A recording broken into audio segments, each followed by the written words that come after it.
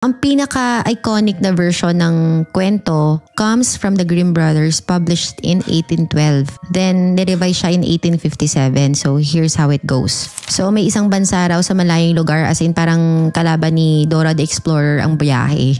So, doon, sa tabi ng gubat, may isang stream. Fresh ang tubig, sosyal. Tapos, may gilingan ng palay sa tabi. As in, legit na old school na mill. So, dyan nakatira si Miller at ang anak niya babae na sobrang ganda, matalino, at madiskarte sa buhay. O edi syempre proud na proud si Tatay Miller sa kanya. Pero ibang klase din tong si Tatay Miller kasi ibang level ang pagka-hampugero niya. So one day habang nag-hunting si King sa gubat, hahabi ng mga yayamanin, nilapitan siya ni Tatay Miller. Tapos biglang, boom, sabi ni tatay, kamahalan, alam nyo ba, yung anak ko, kaya niyang gawing ginto yung dayami.